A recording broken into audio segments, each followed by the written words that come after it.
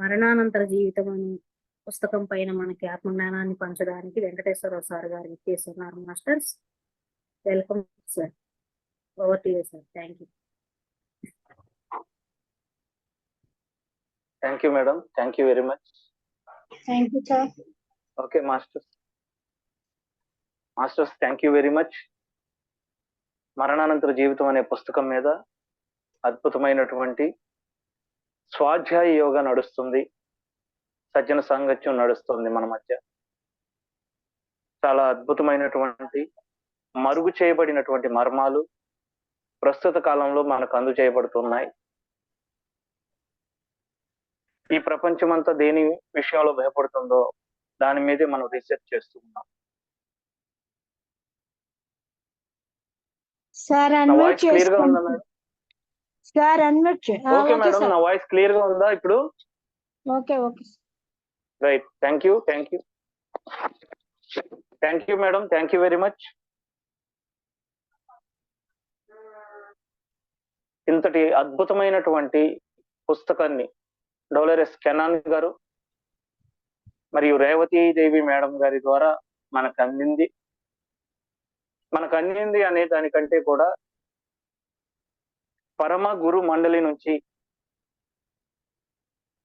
సిద్ధ పురుషుల నుంచి ఈ జ్ఞానం స్వీకరించడానికి ఎవరైతే సిద్ధంగా ఉన్నారో వారందరికీ ఆ మాస్టర్స్ అందించారు అని మనం అందరం గ్రహించాలి.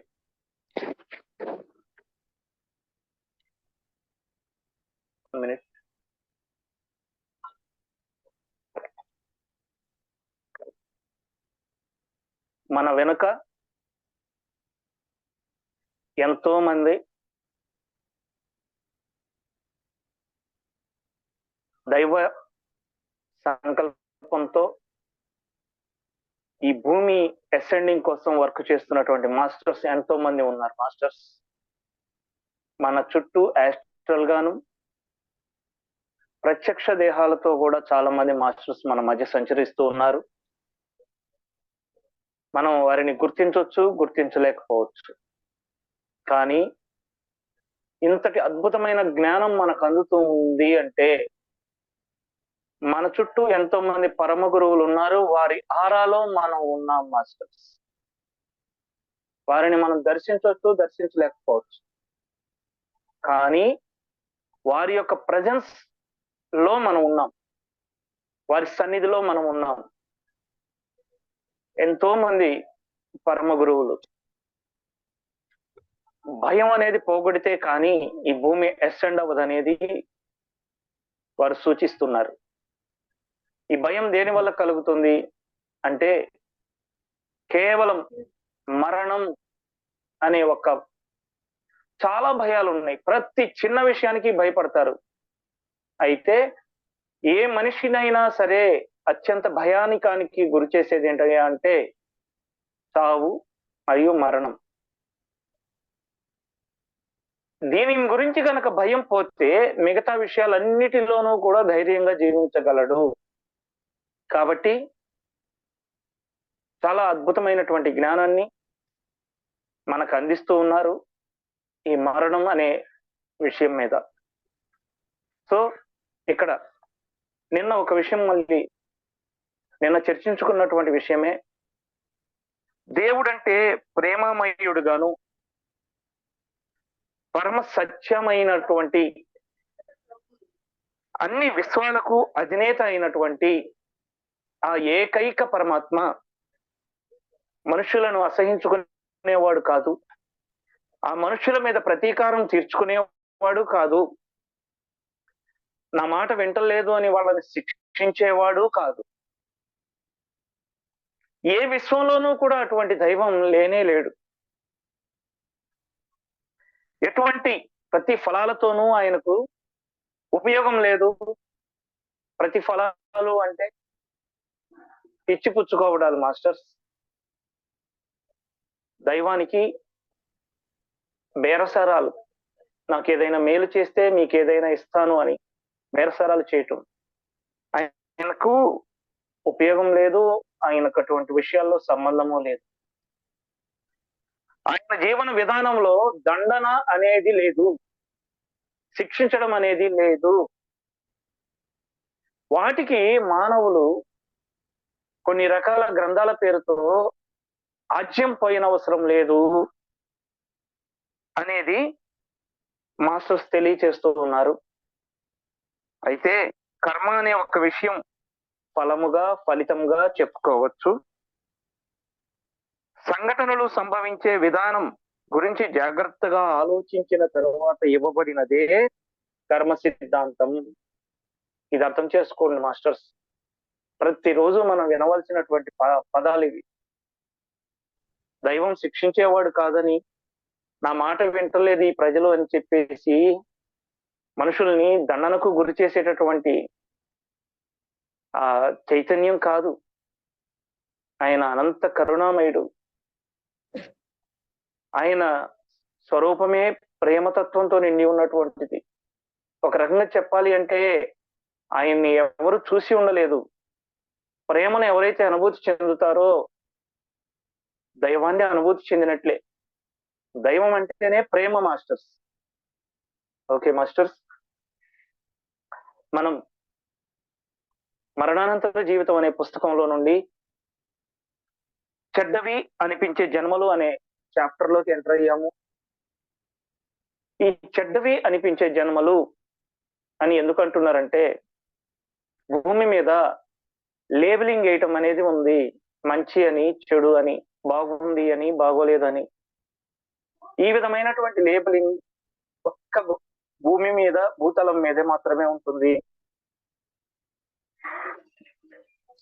అయితే ఈ చెడ్డవి అనిపించే జన్మలు అంటే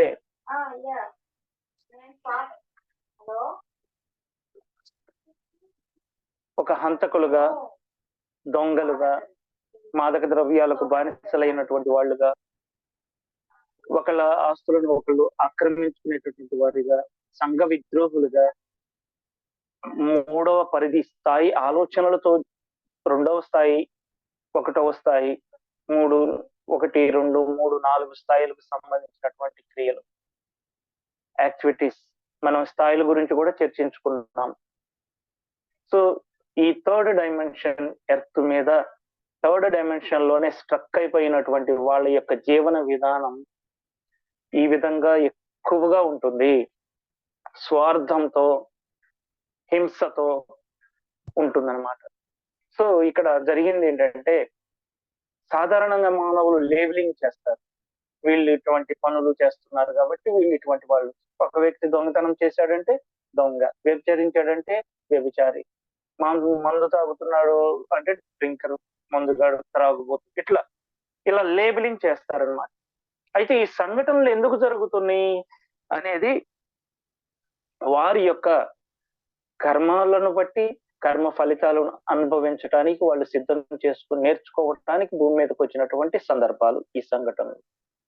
మీకు తీపి గురించి తెలియాలి అంటే చేదు నాలుక మీద పడితేనే కానీ తీపి యొక్క విలువ తెలియదు. అదే విధంగా మొత్తం అసలు చేదు గురించి తెలియదు, తీపి తింటూనే కూర్చున్నారు, తీపి విలువ తెలియదు. అదే విధంగా భూమి మీద మానవులు చెడ్డవి అనిపించే జన్మలను జీవించటంలో వారి యొక్క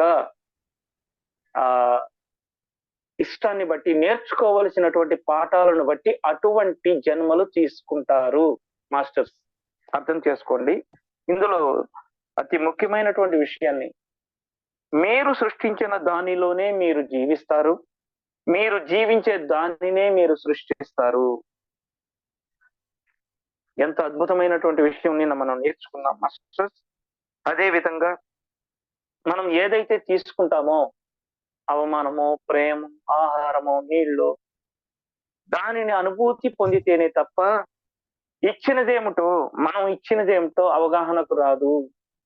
ఎవరో మనల్ని వచ్చి అవమానిస్తారు, ఎందుకు అసలు నేనే పాపం చేసిన వాడిని కాదు, నన్ను ఎందుకు అవమానిస్తున్నారని మనం అనుకుంటాం. కానీ ఆ అవమానాన్ని మనం అనుభూతి చెందితే తప్ప మనం ఇచ్చినది ఏమిటో అవగాహన చేసుకోలేము. ఎందుకంటే ఈ కర్మ సిద్ధాంతం గురించి అవగాహన వస్తుంది, ఆ వచ్చే టైం వరకు ఇటువంటి సంఘటనలు జరుగుతూనే ఉంటాయి. ఎందుకు జరిగింది నాకు ఈ జీవితంలో ఈ బాధ, ఈ సంఘటన, ఈ కష్టం, ఈ అవమానం, ఈ దుఃఖం? ఎవరో వచ్చి నన్ను కొడతారు, ఎవరో వచ్చి నన్ను తిడతారు, ఎవరో వచ్చి నన్ను అవమానిస్తారు. ఎందుకు అంటే మనం ఈ గత జన్మల్లో ఎవరినో ఏ విధంగానో హింసించాం. అదే హింసను తిరిగి ఇప్పుడు మనం అనుభవిస్తున్నాం. అది అనుభూతి చెందితేనే తప్ప మనం ఏదైతే ఇచ్చామో అది తీసుకుంటున్నామనే అవగాహన అప్పుడు రాదనమాట వాళ్ళకి. అప్పటి వరకు రాదు. అప్పుడు వస్తుంది. ఇది కొన్ని జన్మల తర్వాత వస్తుంది. సో ఇక్కడ నుంచి ఈరోజు కర్మ అనే పదాన్ని కూడా మనం వాడకూడదని, అది ఒక యూనివర్సల్ లా అని సెలవిస్తున్నారు మాస్టర్స్. కర్మను అనుభవించడం అంటే మన జీవితంలో ఎదురయ్యే ఒక సంఘటనను నేను కర్మను అనుభవిస్తున్నాను అనే పదం కూడా వాడకుండా ఓ సర్వజనీనకమైనటువంటి న్యాయము అంటే విశ్వనియమము, యూనివర్సల్ లా అని మనం అవగాహన చేసుకున్న వాళ్ళు చెప్తారు ఆ పదాన్ని. కర్మను అనుభవిస్తున్నాను, బాధను అనుభవిస్తున్నాను అంటూ ఇక అది నిమ్న స్థాయి చైతన్యం అన్నమాట. ఇది యూనివర్సల్ లా అని ఎవరైతే అర్థం చేసుకుంటారో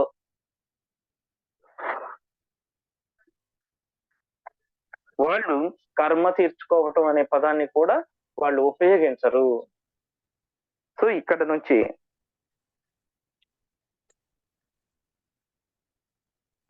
ఇక్కడ మరొక విషయాన్ని ఈరోజు కొత్తగా మనకు చెప్తూ ఉన్నారు.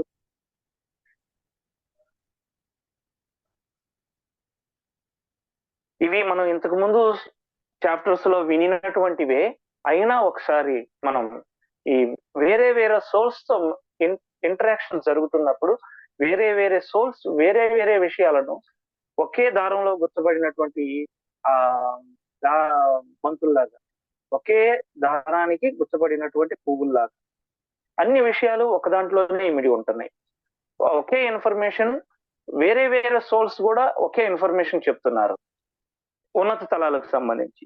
ఏమంటే చూడండి, యూనివర్సల్ లాను నియమాలను అతిక్రమించినప్పుడు మనం అనుభవించగలిగినటువంటి శిక్షలను మనమే నిర్ణయించుకుంటాము. ఇందాక మనం స్టార్టింగ్ లో ఏం చెప్పుకున్నాం? దేవుడు అనే ఆయన ఎవరిని కూడా శిక్షించడు, అగ్నిలోకి తోసివేయడు, నరకంలోకి తోసివేయడు అని మనం చెప్పుకున్నాం. అయితే అంటే శిక్షలను మనమే స్వయంగా నిర్ణయించుకుంటామన్నమాట. మన శిక్షను నిర్ణయించే దైవం కానీ మనకంటే గొప్ప న్యాయాధిపతి కానీ లేరు. నిజమే మాస్టర్స్. నిజంగా మన లోపల ఉన్న అంతరాత్మను మించిన న్యాయాధిపతి ఎవరన్నా ఉంటారా? మన లోపల మన అంతరాత్మను మించిన న్యాయాధిపతి మరెవరైనా ఉంటారా? ఆ అంతరాత్మను మించిన దైవం మరొకరు ఎవరైనా ఉన్నారా? అంతరాత్మే దైవం అని మనం తెలుసుకుంటున్నాం కదా. అయితే ఈ విషయాన్ని అవగాహన చేసుకోవాలి అంటే మనకి ఎందుకని మన అంతరాత్మను గురించిన ఎరుక మనకు తెలియడం లేదు. ఇక్కడ చూడండి, ఎందుకని అంటే ఈ వివరణను ఒక సోల్ మనకు తెలియచేస్తూ ఉన్నారు. ఏమైనప్పటికీ భౌతికమైనటువంటి విషయాలలో తీవ్రంగా మునిగిపోవడం మూలాన మన అంతరాత్మతో కనెక్టివిటీ మనం కోల్పోయాము, మన అంతర్దృష్టి కోల్పోయాము. ఆ చైతన్యం ఎరుక మసకబారటం సంభవించింది. అర్థమైందా మాస్టర్స్? మన అంతరాత్మతో మనం ఎప్పుడు ఉంటాం? ధ్యానం చేస్తున్నప్పుడు. ఖచ్చితంగా ధ్యానం చేస్తున్నప్పుడే మన అంతరాత్మతో మనం కనెక్టివిటీలో ఉంటాం. అలా కాకుండా మిగతా సమయాలలో కళ్ళు తెరిచి ఎప్పుడైతే మనం బాహ్యంతో కనెక్ట్ అయి ఉంటామో, కళ్ళు తెరిచి నేను సెల్ ఫోన్ చూస్తున్నానంటే నాకు ఆ సెల్ ఫోన్ లో విన్న విషయాలన్నీ కూడా నా బుర్రలోకి వెళ్ళిపోతాయి. అంటే నా అంతరాత్మతో నేను కనెక్టివిటీలో లేను. నా మైండ్ దేంతో కనెక్టివిటీలో ఉంది? సెల్ ఫోన్ లో వచ్చే వీడియోలతో కనెక్టివిటీలో ఉంది. అంటే ఇప్పుడు నా అంతరాత్మ అంటే దైవం. ఈ దైవంతో నేను కనెక్టివిటీలో లేను. అర్థమైందా మాస్టర్? డిస్ట్రక్షన్స్ ఎలా జరుగుతున్నాయో ఈ భూమి మీద మన అంతరాత్మతో మనం కనెక్టివిటీలో ఉండే ఒకే ఒక్క సమయం కళ్ళు మూసుకొని ధ్యానంలో ఉండటం. అంటే దైవంతో మనం కలిసి ఉండే సమయాన్ని ఏం డిస్టర్బ్ చేస్తున్నాయి? చుట్టుపక్కల జరిగేసినటువంటి సంఘటనలు, చుట్టుపక్కల ఉన్నటువంటి విషయాలు. ఈ విషయాలు మన అంతరాత్మ నుంచి మనల్ని వేరు చేస్తూ ఉన్నాయి. అర్థమవుతుందా మాస్టర్? ఒకరు థమ్స్అప్ చేయండి. సో ఇక్కడ మన చైతన్యం ఎరుక మసకబారటం ఎలా జరిగింది అంటే, బయట ఉన్నటువంటి విషయాలను చూడటం వలన మన అంతరాత్మకి మనకి మధ్య ఒక పొర ఏర్పడిపోయి, మసక ఏర్పడిపోయి మన అంతరాత్మన దృష్టిని మీద మన అంతరాత్మ మీద మన దృష్టి పెట్టడం అనేది వదిలివేశాము. దాంతో సమస్య అనేది సమస్య యొక్క స్వరూపాన్ని, పరిధిని మనం గ్రహించలేకపోతున్నాము. ఆ చైతన్యపు ఎరుకను మనకు స్పష్టం చేయడంలో ఉన్నత స్థాయికి చెందిన వారి సహకారం అవసరమవుతుంది. ఇప్పుడే కదా మాస్టర్స్ మనం చెప్పుకుంది. Thank you madam, thank you masters. మన ఎరుకతో మనం కనెక్టివిటీలో ఉండటానికి ఇప్పుడు ఈ మాస్టర్స్ మనకు సహాయం చేస్తున్నారు. ఈ బుక్ లో రాయబడినటువంటి విషయం అదే మాస్టర్స్. ఏం జరిగింది? మన చైతన్యపు ఎరుకను మనకు స్పష్టంగా చూడటంలో మనకు ఉన్నత స్థాయిల వారి సహాయం అవసరం అవుతుంది. ఎంత అద్భుతమైనటువంటి విషయాన్ని చెప్తున్నారు మాస్టర్. అందుకే మనకి ఎరుకతో ఉండటం అంటే మన అంతరాత్మతో మనం కనెక్టివిటీలో ఉండటం. మన అంతరాత్మతో కనెక్టివిటీలో ఉండటం అంటే మన లోపల ఉన్న దైవంతో మనం అనుసంధానం అయి ఉండటం. మన లోపల ఉన్న దైవంతో అనుసంధానం అయి ఉండాలి అంటే మనం కళ్ళు మూసుకుని ఉంటేనే మన అంతరాత్మతో కలిసి ఉంటాం. అలా కాకుండా మన కళ్ళు నిద్రపోయి లేచిన కాడ నుంచి రాత్రి పడుకోబోయేంత వరకు కూడా బయట ఉన్నటువంటి విషయాల మీద కనెక్టివిటీలో ఉంటున్నాయి. బయట ఉన్నటువంటి విషయాల మీదే మన దృష్టి అంతా ఉంది, అంతర్దృష్టి లేదు. సో అంతర్దృష్టికి కావాల్సింది ఏంటి? ఎరుక. అంతర్దృష్టికి ఎరుక కావాలి అంటే మళ్ళీ దానికి శక్తి కావాలి. దానికి శక్తి కావాలి అంటే మళ్ళీ ధ్యానం చేయాల్సిందే. సో మాస్టర్స్ చాలా అద్భుతమైనటువంటి విషయాన్ని మనకి తెలియపరుస్తున్నారు మాస్టర్స్.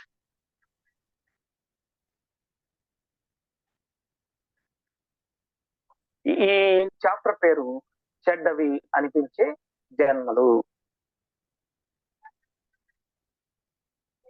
సో ఇక్కడ మరొక ముఖ్యమైనటువంటి విషయం ఏంటంటే, భౌతిక విషయాలలో మనం అధికంగా మునగడం వల్ల మన మార్గాన్ని తప్పే అవకాశం ఉన్నదన్న ఎరుక ప్రతిసారి జన్మ తీసుకోబోయే ముందు వివరించడం జరుగుతుంది మనకు. అంటే జన్మకు మధ్య మనం ఆత్మల తలంలో ఉన్నప్పుడు భౌతిక విషయాలలో అధికంగా మునిగిపోయి ఉండడం వలన మన ఆత్మ మార్గాన్ని తప్పే అవకాశం ఉంటుందని ఆ ఎరుక ప్రతిసారి జన్మ తీసుకోబోయే ముందు మనకు వివరించి, మనకి అవగాహన చేసుకునేటట్లుగా చేసి, మన సబ్ కాన్షియస్ మైండ్ లో ముద్రించి మనకు తిరిగి భూమి మీదకి పంపిస్తారు మాస్టర్. సో ఇక్కడ మరొక విషయం ఏమిటంటే, మరి పాపం మాట ఏమిటి? నిజానికి అటువంటిది ఏమైనా ఉందా అని అడుగుతుంటే, పాపం చేయడం అంటే చాలా అద్భుతమైనటువంటి విషయాల్లోకి మనం ప్రయాణం చేస్తున్నాం మాస్టర్స్. పాపం చేయడం అంటే చేస్తున్నది తప్పు అని తెలిసిన తరువాత కూడా ఆ పని చేయడం పాపం. ఏమండి? చేస్తున్నది తప్పు అని తెలిసి కూడా పాపం చేయటం, దాన్ని చేయటమే పాపం. తెలిసి తప్పు చేయడం పాపం కాబట్టి, తప్పు అని తెలియకపోతే అది పాపం కాదు. ఇక్కడ చిన్న కమ్యూనికేషన్, అది అవగాహన చేసుకోవటంలో కొంచెం డిఫరెంట్ గా ఉంటుంది. దీన్ని ఏం లేదండి, అండర్స్టాండింగ్ కి మిస్అండర్స్టాండింగ్ కి 2 అక్షరాలు ఎలా తేడా ఉన్నాయో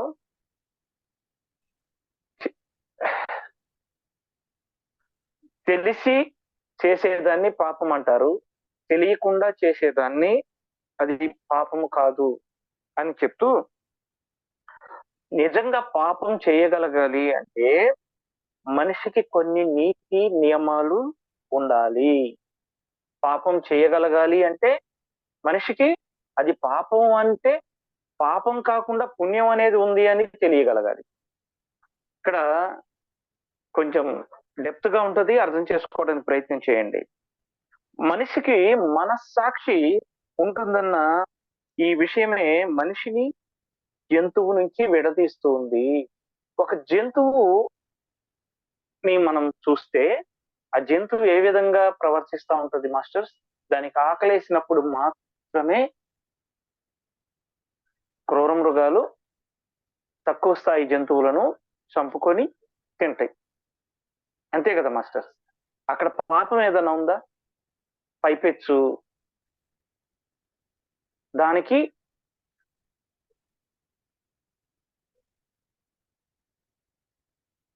అదే ఒక మనిషి ఎవరినైనా చంపడం అని తప్పు అని తెలిసి చంపటం పాపం కదా.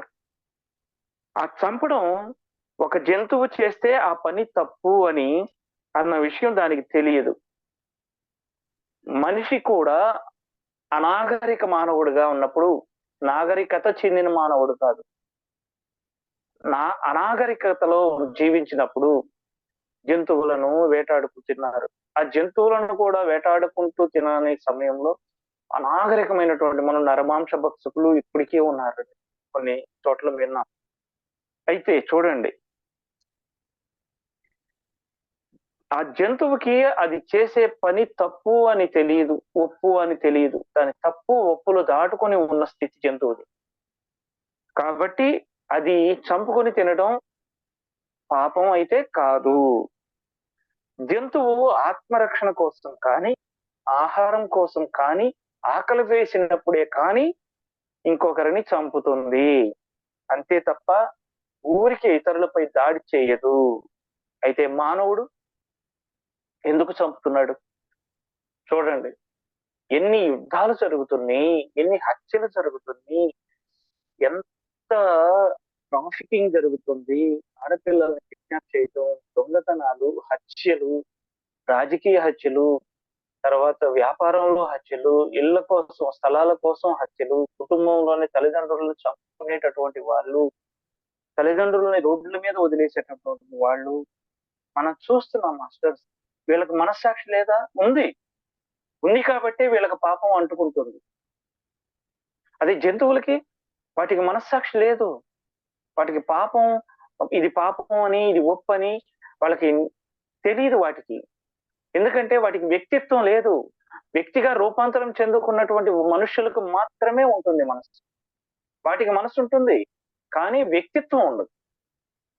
అర్థం చేసుకోండి, వ్యక్తిత్వానికి మనసుకి తేడా. వ్యక్తిత్వం ఉన్నటువంటి మనుషులను వాళ్ళకి మనస్సాక్షి ఉంటుంది, వ్యక్తిత్వం ఉంటుంది. జంతువులకి వ్యక్తిత్వం ఉండదు, మనస్సు ఉంటుంది. ఈ రెండింటి డిఫరెన్స్ వల్లనే అవి చంపుకొని తిన్నా ఆకలి కోసం చంపుకొని తింటాయి, ఫ్రిడ్జ్ లో పెట్టి దాచుకొని తినం మళ్ళీ. అలాగే మనకి ఆహార పదార్థాలు చాలా ఉన్నా కూడా వాటిని నిర్లక్ష్యం చేస్తున్నారు మాస్టర్స్. ఇరుగు పొరుగు జాతులను చంపుకొని తినేస్తున్నారు. వాటి యొక్క ఆత్మ పరిణామ క్రమంలో వాటి ఎదుగుదలను మానవుడు ఆపుతున్నాడు మాస్టర్స్.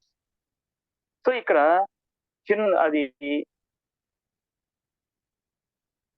మానవుడు చేసేటటువంటి పాపాలలో ఇతర జీవుల యొక్క ఎదుగుదలను ఆపటం అత్యంత పెద్ద పాపం అన్నమాట.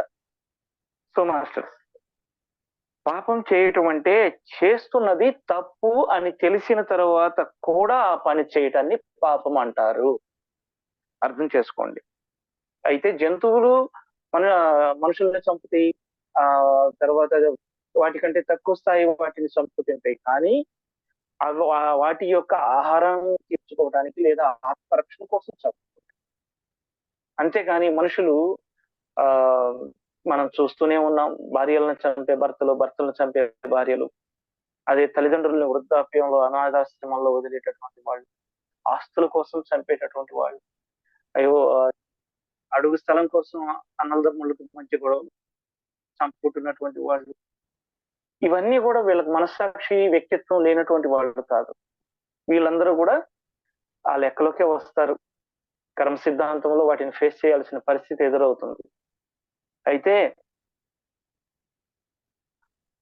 మీ తలంలో ఉన్న వాళ్ళు ఏ విషయాన్నైనా పాపంగా భావిస్తారా అని ఆత్మల తలంలో ఉన్న వాళ్ళని ఈ గురించి తెలుసుకోవాలని డోలరిస్ గారు అడిగినప్పుడు, వాళ్ళు దానిని పెద్ద అన్యాయంగా భావిస్తారు. కానీ పాపము మంచి చెడు తప్పు ఒప్పు లాంటిది కాదు, అన్యాయంగా భావిస్తారు. అంటే భూమి మీద మాకు ఒక గ్రంథం ఉంది, దానిలో ఎన్నో పాపాలు చెప్పబడ్డాయి, వాటిని సప్త పాపాలు అంటారు. వాటికి గురించే కదా అంటే చాలా మంది మత నాయకులు మనుషులను చెప్పు చేతల్లో పెట్టుకోవడానికి అవి సృష్టించారు. కానీ ఈ విషయాలను అంగీకరించేటటువంటి శక్తి ప్రస్తుతం ఉన్నటువంటి మానవుల్లో, మత నాయకుల్లో లేదు మాస్టర్. ఎందుకంటే వారి చైతన్యం ఇంకా ఎదగాలి కాబట్టి, ఇవి కాంట్రవర్సీస్ గా మారే ఛాన్సెస్ ఉంటాయి. కాబట్టి ఆ మత గ్రంథాల పేర్లు చెప్పుకోవటానికి నేను సందేహిస్తున్నాను. అయితే ఆ మనిషిని శాశ్వతంగా తప్పు చేసినటువంటి వాళ్ళని, పాపం చేసినటువంటి వాళ్ళని శాశ్వతంగా నిప్పుల్లో పడవేస్తారని విన్నాం కదా, వాటి గురించి చెప్పండి అని అడిగితే, ఈ మనిషిని శాశ్వతంగా నిప్పుల్లో పడవేయబోతున్నాం లాంటి శిక్షలేమీ ఉండవు, అలాంటి ఏమీ ఉండవు మాస్టర్స్. అర్థం చేసుకోండి.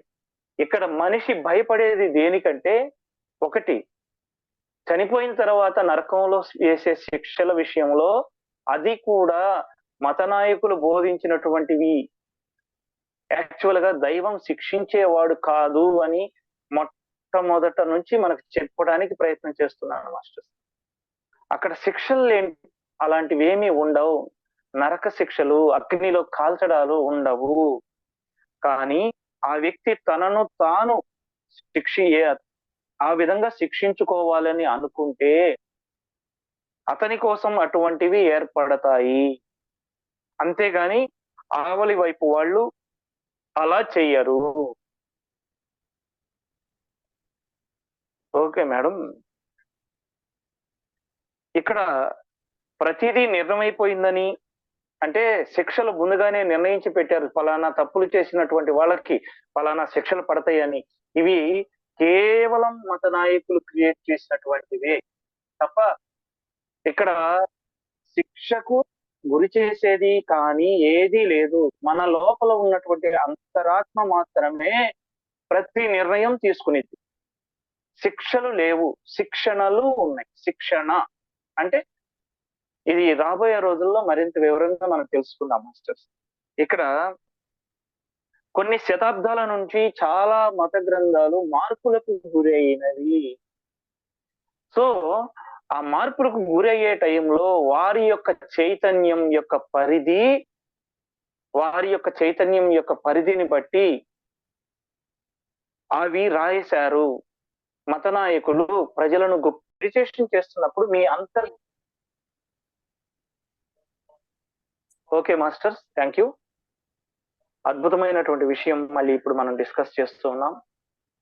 ఒక్క మనిషి మరణించిన తర్వాత తాను మరణించబోయే ముందు తన ఆత్మ తనకున్నటువంటి జ్ఞానం, తన ఆత్మ భూమి మీద అప్పటి వరకు సంపాదించినటువంటి జ్ఞానం, మత సంబంధమైనటువంటి నాయకులు బోధించినటువంటి పుస్తకాలలో తాను ఏ పాపాలైతే చేసి ఉన్నాడో అటువంటి పాపాలు చేసిన వాడు ఖచ్చితంగా నరకానికి వెళ్ళిపోతాడని మత గ్రంథాల్లో ఉన్నవి తన బ్రెయిన్ నిండా ఎక్కించేసుకొని ఉంటాడో, అతను ఆ భావంతోనే చనిపోతే కనుక అతను కళ్ళు తెరిచి చూస్తే ఖచ్చితంగా అటువంటి పరిస్థితుల్లోనే ఉంటాడు. అదే నేను పశ్చాత్తాపం పడ్డాను, ప్రాయశ్చిత్తం చేసుకున్నాను, నాకు ధ్యానం చేశాను, నేను ఎంతో కొంత సేవ చేశాను సో అని అతను ఆత్మ మనశ్శాంతితో గనక అతను జీవించి చనిపోతే, అంటే ఆత్మ అతను సంపాదించిన జ్ఞానం అది, అతను మనశ్శాంతితో ఆత్మశాంతితో చనిపోతే, చనిపోయిన తర్వాత ఆత్మశాంతి కాదండి, బ్రతికి ఉండగానే పరిస్థితులు ఎలా ఉన్నా తాను నిమిత్త మాత్రుడనని కర్మఫలాలకు అతీతుడు గాని ఆ జ్ఞానం సంపాదించుకోవడానికే ఈ సజ్జన సాంగత్యాలు. స్వర్గ నరకాలకు అతీతంగా ఉండేటటువంటిది ఈ జ్ఞానము. స్వర్గం ఉంది అనుకుంటే ఉంది, లేదు అనుకుంటే లేదు. నరకం ఉంది అనుకుంటే ఉంది, లేదు అనుకుంటే లేదు. కానీ విశ్వజనీనక నియమం అని ఒకటి ఉంది. దానినే కర్మ సిద్ధాంతం అంటారు, యూనివర్సల్ లా అంటారు.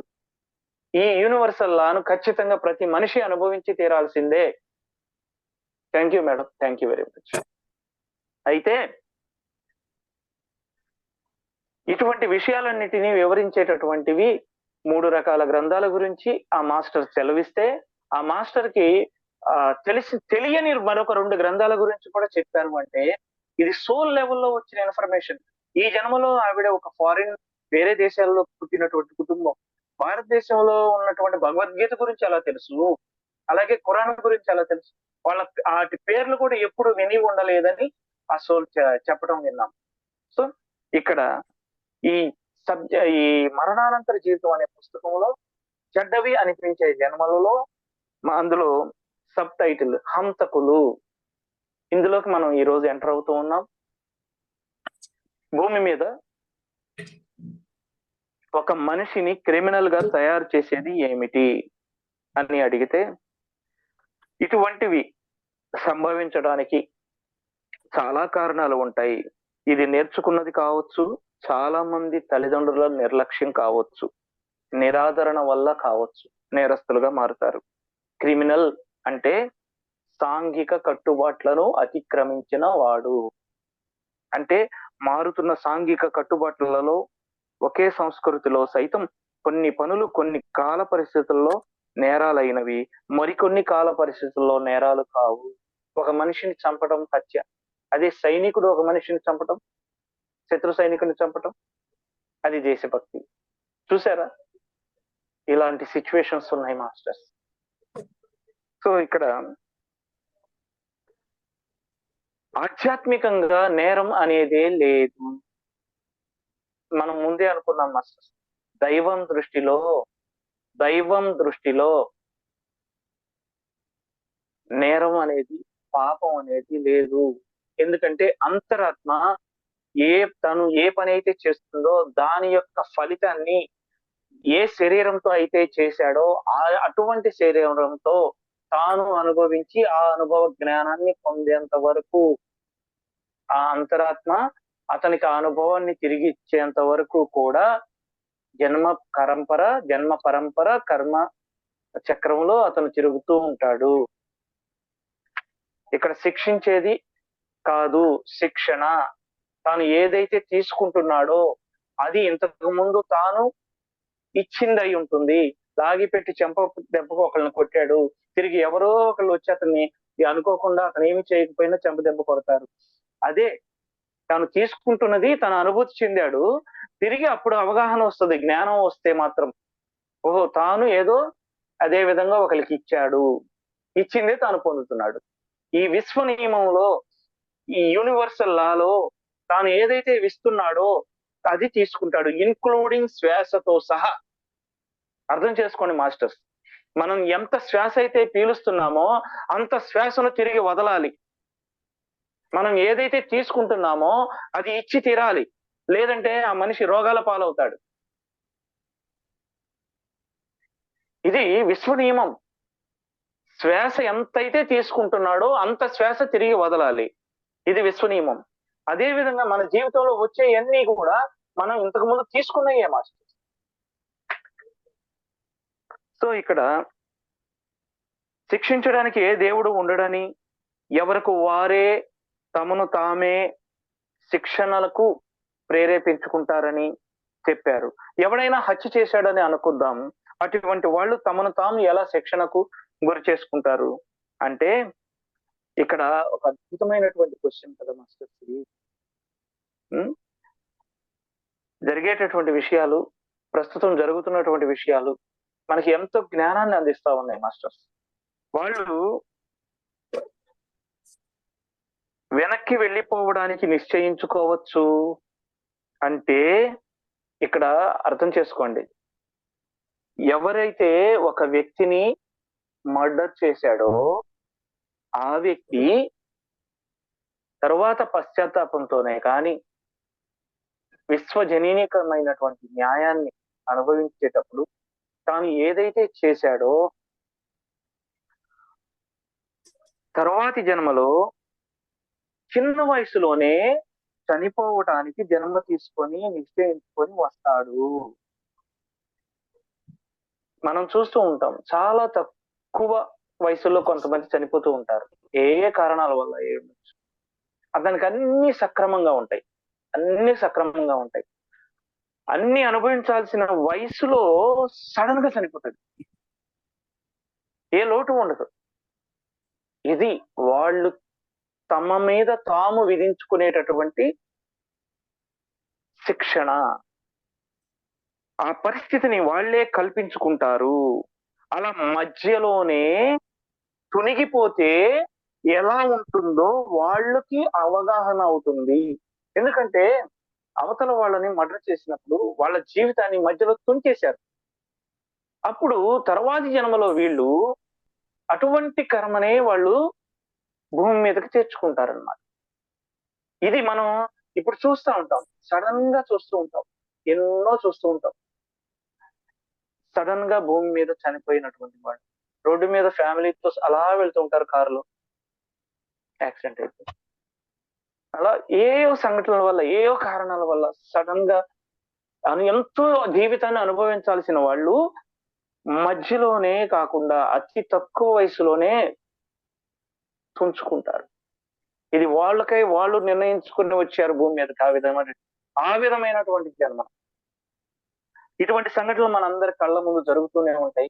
చాలా విషయాలు మనం చూస్తూనే ఉన్నాం. అర్థం చేసుకోవడానికి చాలా కష్టమైనటువంటి విషయాలలో ఇది ఒకటి. మనం ఈ విధంగా ఆలోచిస్తామని కూడా మాస్టర్ ముందుగానే రాసి పెట్టి ఉంచారు.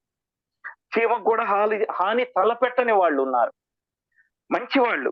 వాళ్ళ జీవితం వికసిస్తున్నటువంటి తరుణంలో సడన్ గా బాడీ వికెట్ చేస్తారు. సో ఈ విధంగా వాళ్ళు ఎన్నో కలలు కంటారు, వాళ్ళ పేరెంట్స్ కానీ వాళ్ళే కానీ సడన్ గా జరిగిపోతుంది. ఇలాంటివే మాస్టర్స్, ఇలాంటివే వాళ్ళ జీవితాలను భూమి మీద అనుభవాలుగా తెచ్చుకుంటారు. ఇంకొకళ్ళ జీవితాన్ని వాళ్ళు తుంచివేశారు కాబట్టి ప్రస్తుతం జీవితంలో వాళ్ళు తమ జీవితాలను అలా తుంచుకొని ఆ అనుభవాన్ని వాళ్ళు అనుభవిస్తారు. అంతే తప్ప ఇక్కడ దేవుడు అన్యాయం చేశాడని నిందిస్తూ దేవుణ్ణి కూడా నిందిస్తూ కర్మలు పోగేసుకుంటున్నారు. సో ఇది చాలా అన్యాయంగా కనిపిస్తుంది, కానీ కర్మ సమతూకం చేయడంలో ఇది ఎప్పుడూ అర్థవంతమైనదే. ఈ విషయాలను అవగాహన చేసుకునేటటువంటి జ్ఞానం ఎంతమందికి ఉంది మాస్టర్స్? దేవుణ్ణి శాపనార్థాలు పెడుతూ చుట్టుపక్కల వాళ్ళని నిందిస్తూ ఈ విషయాన్ని అవగాహన చేసుకోగలరా? ఎంత పురోగమనంలో ఉంటేనే కానీ, ఎంత అవగాహన పెరిగితేనే గాని, ఎంత చైతన్యం పెరిగితేనే గాని, ఎరుకతో ఉంటేనే గాని ఈ విషయాల అవగాహన చేసుకోగలే స్థాయికి మానవుడు ఎదుగుతున్నాడు. ఇప్పుడు ఈ విషయాలు అందుతున్న మాస్టర్స్, ఇక్కడున్న మాస్టర్స్ సామాన్యులు కాదు మాస్టర్స్. ఈ చైతన్య స్థాయికి ఎదిగితేనే అందుకుంటున్నారు. అది వాళ్ళ ఇష్టం.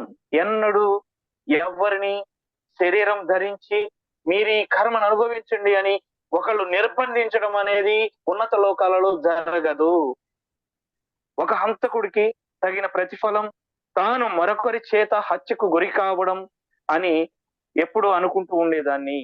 కత్తికి కత్తే అన్నమాట. కత్తికి కత్తే అంటే కత్తితో పొడిచిన వాడిని తిరిగి కత్తితోనే పొడిచి చంపబడతాడు అని ఒక సామెతలు ఉన్నాయి కదా మాస్టర్స్. వేరే మార్గాలు కూడా ఉన్నాయి, చూసారా మాస్టర్స్? కొత్త విషయాలు వస్తా ఉన్నాయి. కత్తికి కత్తే కాదు, హత్యకు గురి కావడం, హత్య చేసిన వాడు తర్వాతి జన్మలో మరలా హత్యకు గురి కావడం, ఈ మార్గం ఒక్కటే కాదు. ఇది చైతన్యం పరంగా ముందు స్థాయిలోకి వెళ్ళిన వాళ్ళు తీసుకునేటటువంటి నిర్ణయాలు. ఆ నెగటివ్ కర్మ మరొకరికి బదిలీ అవుతుంది.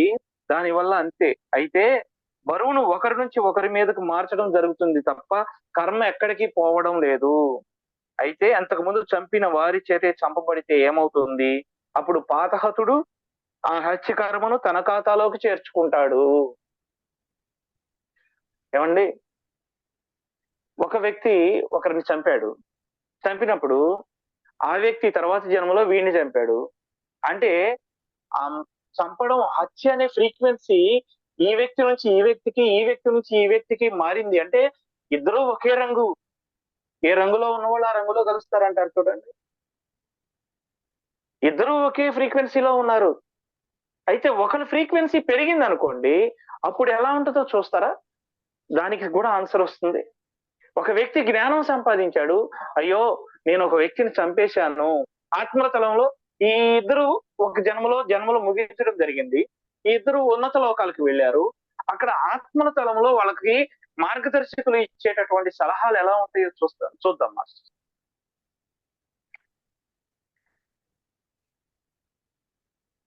కొన్ని ఈ కర్మలను సౌమ్యమైన మార్గాలలో అనుభవించేటటువంటి కర్మలు కూడా ఉన్నాయి. చాలా అద్భుతం మాస్టర్. చాలా అద్భుతమైనటువంటి విషయం అందుతుంది. అవి దీర్ఘకాలంగా, గంభీరంగా, హృదయంగా పనిచేస్తాయి. సడన్ గా చంపేస్తే సడన్ గా కర్మ తీరిపోతుంది అని అనుకోవటం లేదు మాస్టర్. ఇది ఒకానొక చైతన్యం స్థాయిలో, తక్కువ స్థాయిలో ఉన్నప్పుడు హత్యకు హత్య అనేది ఉంది. కానీ ఇప్పుడు చైతన్యం పెరిగింది కదా మాస్టర్, భూమి అక్షం మార్పుకు లోనవుతుంది కదా. ఈ భూమి అక్షం మార్పుకు లోనవుతుంది కదా మాస్టర్స్. సో ఇక్కడ అందేటటువంటి జ్ఞానం ఏంటంటే, హత్య చేయటం కాకుండా, హత్యకు హత్యే మార్గం కాకుండా ఒక అద్భుతమైనటువంటి సొల్యూషన్ మనకు అందిస్తున్నారు. అది ఎలాంటిదంటే, నీవు నన్ను చంపావు కాబట్టి నేను నిన్ను చంపి బదులు తీర్చుకుంటాను అనే కర్మ సిద్ధాంతంలో మరొక బలమైన మార్పు తీసుకొచ్చారు. ఆ మార్పు ఏంటంటే,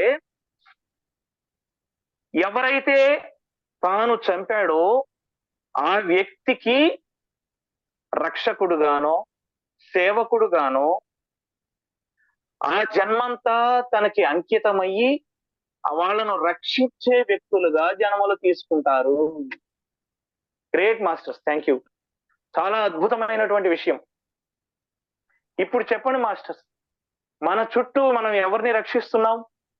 మనం ఎవరి కోసం పాటుపడుతున్నాం? మనం ఎవరి కోసం సేవలు చేస్తున్నాం? వీళ్ళంతా ఎవరు? ఒకప్పుడు మన చేత బాధింపబడిన వారే. వాళ్ళ కోసం మనం ఖచ్చితంగా సేవలు చేస్తున్నాము అంటే అర్థం చేసుకోండి మాస్టర్స్. ఈరోజు బిడ్డలుగా మనకి చాలా దగ్గర వాళ్ళుగా ఎవరైతే ఉన్నారో వాళ్ళ కోసం మనం ఎన్నో కష్టాలు పడుతూ ఉంటాం, ఎన్నో బాధలు పడుతూ ఉంటాం, మన పరిస్థితులు ఎలా ఉన్నా కూడా. ఎందుకంటే వాళ్ళకి మనం రుణపడి ఉన్నాం, వాళ్ళ జీవితాలను మధ్యలో తుంచివేసిన వాళ్ళమై ఉన్నాం.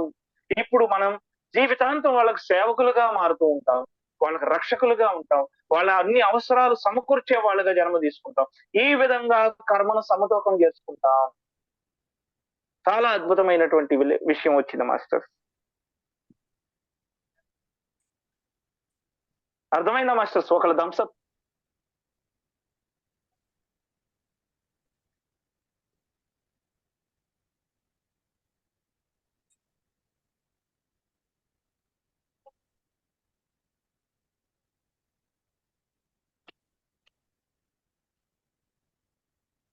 Okay masters, thank you. ఇదే విషయంలో మరొక ఎగ్జాంపుల్ చెప్తున్నారు. ఉద్రేకంలో చేసిన హత్య లాంటి హింసాత్మక సంఘటనల వల్ల ఏర్పడిన కర్మ నశించాలి అంటే ఎన్నో జన్మలు పడుతుంది. ఎన్నిసార్లు ఆ పని చేశారో అన్ని రకాలుగాను తిరిగి తీర్చుకునే మార్గాలు ఉన్నాయి. అందులో ప్రమేయం ఉన్నటువంటి వ్యక్తుల వ్యక్తిగత కర్మల మీద ఆధారపడి ఉంటుంది. సాధారణంగా ఏం జరుగుతుంది అంటే, రాబోయే జన్మలలో ఆ వ్యక్తులకు గతంలో తమ చేతిలో హతమైన వారితో ఏదో ఒక విధమైన అనుబంధం ఉంటుంది. రాబోయే జన్మలలో గతంలో తమ చేతిలో మరణించినటువంటి వారు రాబోయే జన్మలలో దగ్గరి బంధుత్వంలో వస్తారు. చాలా దగ్గరి అనుబంధమైనటువంటి చాలా దగ్గరి బంధుత్వాలలో జన్మలు తీసుకుంటారు. చాలా దగ్గరి బంధుత్వాలు, విడదీయడానికి లేనటువంటి బంధుత్వాలు. ఆ అనుబంధం కూడా ఎలాంటిదంటే, మొదట కొన్ని జన్మలు విరోధ విరోధ భావనతో ఉంటారు. చూడండి, టామ్ అండ్ జెర్రీ లాగా ఒకే కుటుంబాల్లో ఉంటారు. వీళ్ళు ఎవరంటే వాళ్ళు గత జన్మల్లో వాళ్ళని వాళ్ళు ద్వేషించుకున్న వాళ్ళే.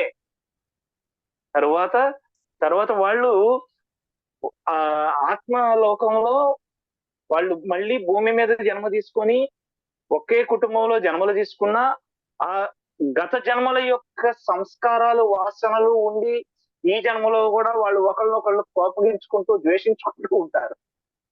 చూస్తూ ఉంటాం చాలా మంది అన్న చెల్లెళ్ళు, అక్క తమ్ముళ్ళు, భార్యాభర్తలు. కానీ ఆ రిలేషన్స్ అలా కంటిన్యూ అవుతూనే ఉంటాయి, లాంగ్ రిలేషన్స్.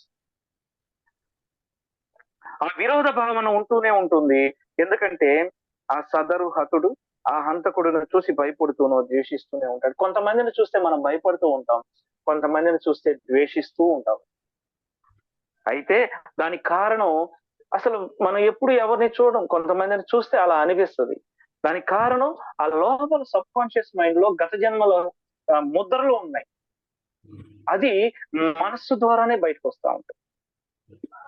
సో కొంతమందిని చూస్తే మనకు తెలిసిన వ్యక్తుల్లా ఉంటారు, కొంతమందిని చూస్తే అకస్మాత్తుగా ప్రేమ కలిగిద్ది, కొంతమందిని చూస్తే పెట్టాలనిపిస్తుంది, కొంతమందిని చూస్తే మనకేమనిపించదు, ద్వేషించాలనిపిస్తుంది. కొంతమందిని చూస్తే చీ అనిపిస్తుంది, కొంతమందిని చూస్తే ప్రేమ అనిపిస్తుంది, కొంతమందిని చూస్తే బాధ అనిపిస్తుంది. ఇవన్నీ కూడా మనలో గత జన్మల సంస్కారాలు ముద్రపడి, వాళ్ళకి మనకి కనెక్టివిటీ ఉంది, ఏ కొద్దిగా కనెక్టివిటీ అయినా ఉంటుంది. సో ఇక హంతకుడి విషయానికి వస్తే, ఆ హంతకుడి గురించి తెలుసుకోవాలని, అతడికి దగ్గరలో ఉండాలని ఎందుకు హత్య చేసిన వ్యక్తికి బలంగా అనిపిస్తూ ఉంటుంది.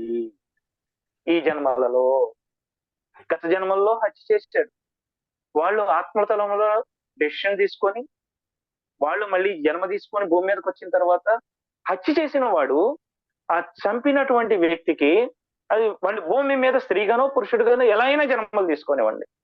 కానీ ఆ వ్యక్తికి దగ్గరగా ఉండి ఆ వ్యక్తికి ఏదో ఒక సేవ చేయాలి, ఏదో ఒక రకంగా అతన్ని మెప్పించాలి, ఏదో ఒక రకంగా అతన్ని మంచి సంపాదించాలి అని భావనలో ఉంటూ ఉంటారు.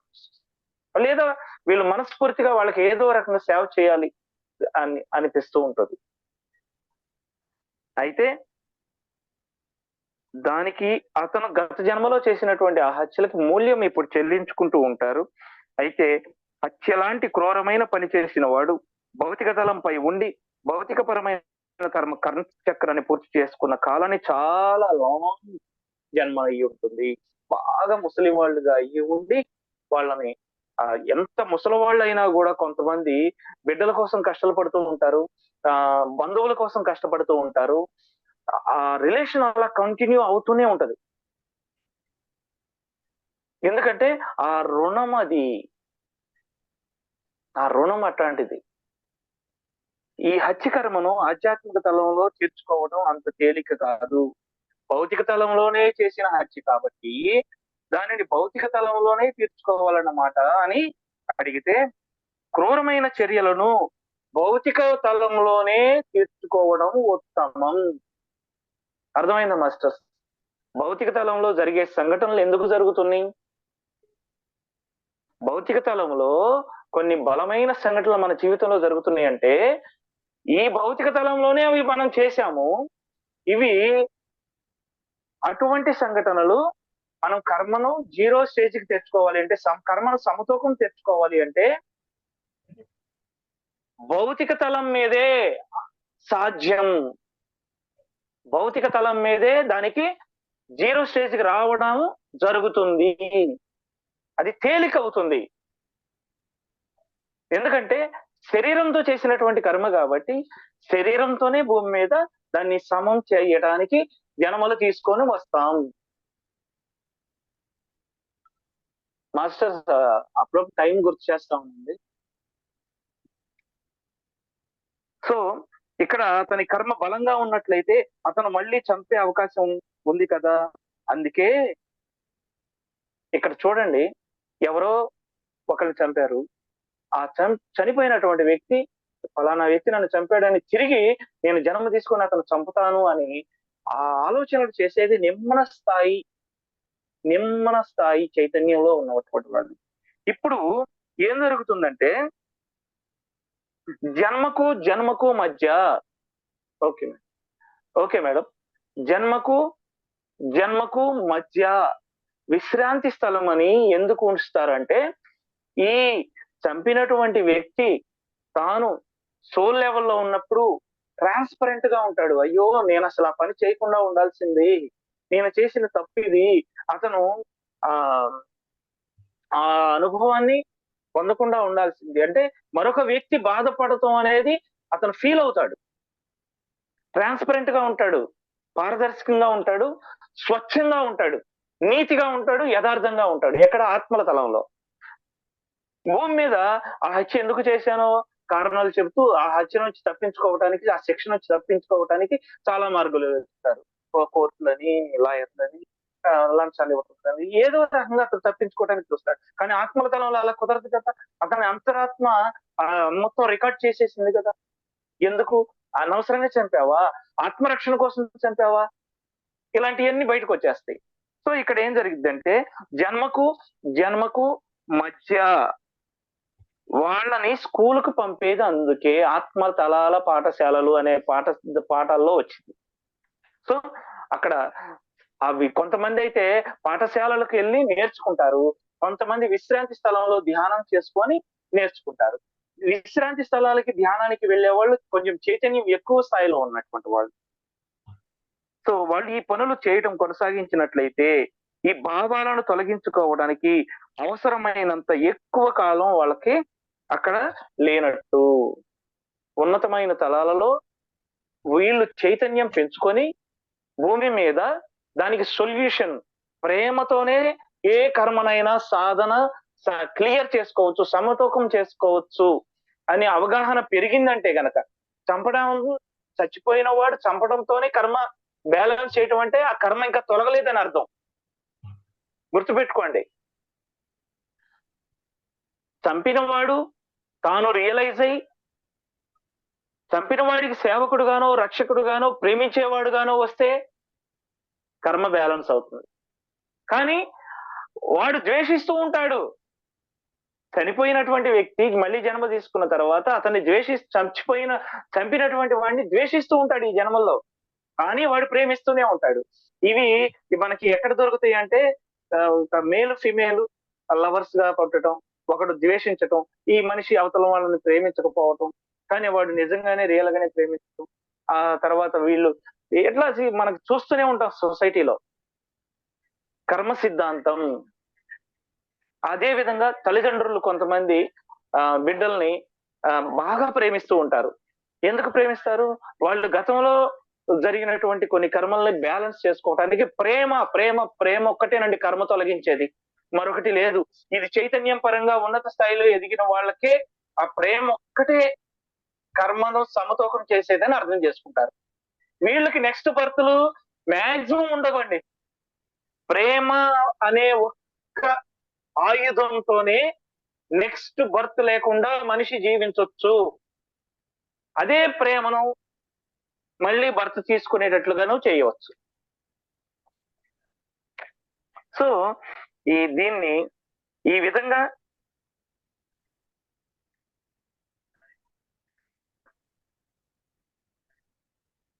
ఆ స్కూళ్ళు ఉన్నాయి, విశ్రాంతి స్థలాలు ఉన్నాయి, వాళ్ళలో ఉన్నటువంటి నెగటివ్ ఎనర్జీని తొలగించడానికి. సో ఇటువంటి పనులు చేయడం కొనసాగించినట్లయితే ఈ భావాలను తొలగించుకోవడానికి విశ్రాంతి స్థలాల్లో వాళ్ళకి శిక్షణ ఇవ్వబడుతుంది. విశ్రాంతి స్థలంలో ధ్యానం అనే శిక్షణ, పాఠశాలలో మార్గదర్శకుల యొక్క సలహాలు, సూచనలు. సో మేడం, ఇక్కడ టైం ఒకసారి చెప్పండి, మనం ఎంత సమయం ఉంది? ఓకే, ఎవరైనా క్వశ్చన్ అండ్ ఆన్సర్స్ తీసుకుంటారా? ఈ సెషన్ ఎంతటితో ఆపుతాను. తర్వాత రోజు మళ్ళీ కంటిన్యూ చేద్దాం. మాస్టర్స్ వచ్చారు, చాలా మంది మాస్టర్స్ ఉన్నారు. వాళ్ళు ఏదైనా మాట్లాడితే వినాలని నేను అనుకుంటున్నాను. ఎంతవరకు అవగాహనకు వచ్చింది, ఎంతమంది అర్థం చేసుకున్నారు ఈ విషయాలు?